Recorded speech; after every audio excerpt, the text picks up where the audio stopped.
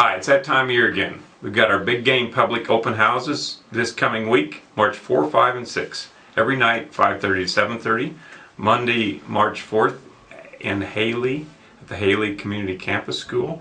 March 5th in Burley at the Best Western Inn. And March 6th here in our own regional office in Jerome, again at 5:30 to 7:30. This year, we've got a little bit of something for everybody in our proposals. We'd love for you to come out and have a look. If you can't make it to our public meetings, the proposals are on our website, which is at fishandgame.idaho.gov. We'll see you there.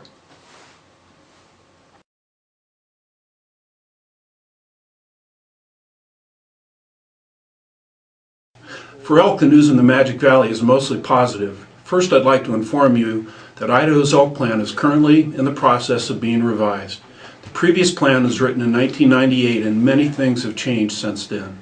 In much of the Magic Valley, our ability to increase or maintain elk herds will be determined by our ability to effectively manage elk around cultivated areas to minimize damage to crops. Please check the Fish and Game website or give us a call for more information about the elk planning effort. As far as this fall's hunting seasons go, there are several changes being considered. We had the opportunity to conduct an elk abundance survey in the Pioneer Zone in January. This zone is comprised of big game management units 49, 50, and 36A. When last surveyed in 2008, cow numbers were barely meeting objective and the number of bulls and the bull to cow ratio were below objective. Changes in hunting seasons have allowed the elk herd, particularly bulls, to increase. Our count this year revealed nearly 10,000 elk in the Pioneer Zone, a 63% increase in cows and more than double the bulls observed in 2008. This all translates to more opportunity for hunters. Look for some new general season opportunities in Units 50 and 36A. In Unit 49, it is proposed to increase the permit level for bulls and lengthen the season by 9 days. And for cows, an additional controlled hunt with 120 permits has been added in late November.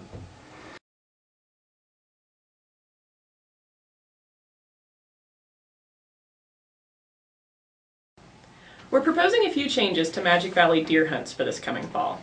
One thing we'd like everyone's input on is potentially returning to an October 5th general deer opener. Prior to 2005, general deer seasons opened on October 5th.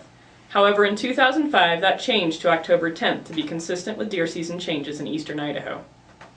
Studies have shown that later opening dates tend to increase harvest and that opening seasons earlier, even if that lengthens the overall season by a few days, doesn't tend to affect harvest much.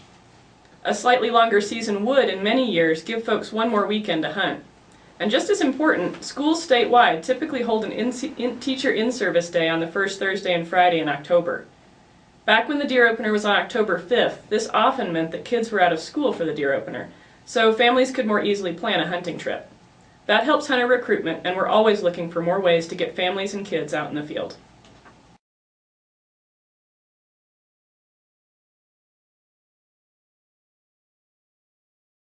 There are a few changes to Unit 45 that are being proposed this year.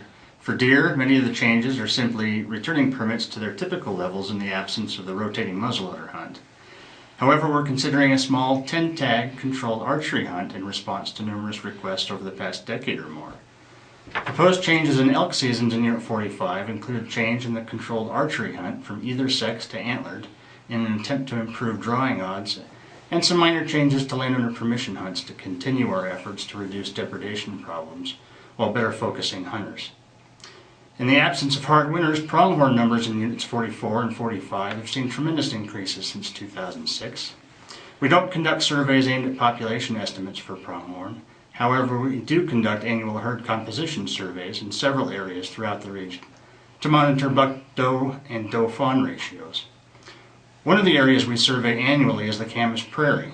The number of pronghorn we've observed while conducting herd composition surveys on the prairie has steadily increased since 2006, with some of the best reproduction rates observed in the Magic Valley region. This likely increase in the population provides available opportunity that we are hoping to take advantage of.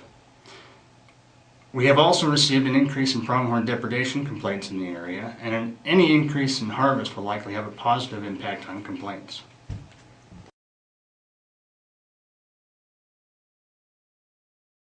Another thing that we've been working on lately has been drawing odds. There are many controlled hunts in the Magic Valley, and hunters are constantly looking at ways to improve drawing odds in these special hunts. Most of the drawing odds options will be considered during the summer when we discuss non-biological rule changes. However, for some time now, the drawing odds for the youth either sex deer hunts in units 47, 57, 55, and 57 have been getting worse. Right now, they're no better than the drawing odds for adult hunts in those same areas. Part of the point of having youth hunts is to give youth better odds at drawing tags in special areas, so we're proposing a change to youth hunts to improve drawing odds. To do this, we're proposing to change those tags from either sex to antlered only. 75% of the youth who draw the either sex tag harvest bucks anyway, and there are youth antlerless hunts in all of those units for any youth who would prefer that kind of opportunity.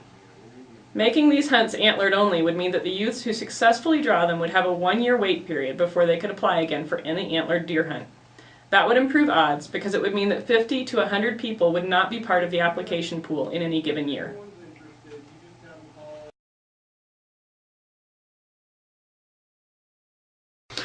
We also have some ideas for changes to the elk hunts in the South Hills. These are game management units 46, 47, 54, 55, and 57. In recent years, elk numbers have increased in these units. Permits are highly sought after, and these units are gaining a reputation for producing some of the biggest trophies in Idaho. Ideas for improving these hunts include several options designed to reduce conflicts between the lucky hunters that draw these tags. In Unit 54, it is proposed to split the unit into 2 hunt areas to help separate hunters. In addition, in all the South Hills units, we are considering modifying dates for the archery, muzzleloader, and firearms seasons to provide a 5-day gap between the seasons to minimize conflicts between groups of hunters beginning and ending their hunts. And last, we're proposing to combine Units 55 and 57 into a new elk hunt area.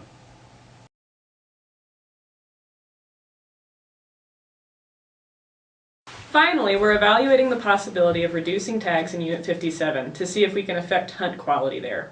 Unit 57 is currently managed as a quality mule deer hunt. This means that Unit 57 has moderate hunter densities, buck-to-doe ratios of about 25 bucks per 100 does, drawing odds of 25 to 30%, and a reasonable chance of seeing and harvesting large bucks. However, because black pine is kind of far from anywhere, has good habitat and good public land access, it may be a good candidate for trying to develop into a high-quality hunt.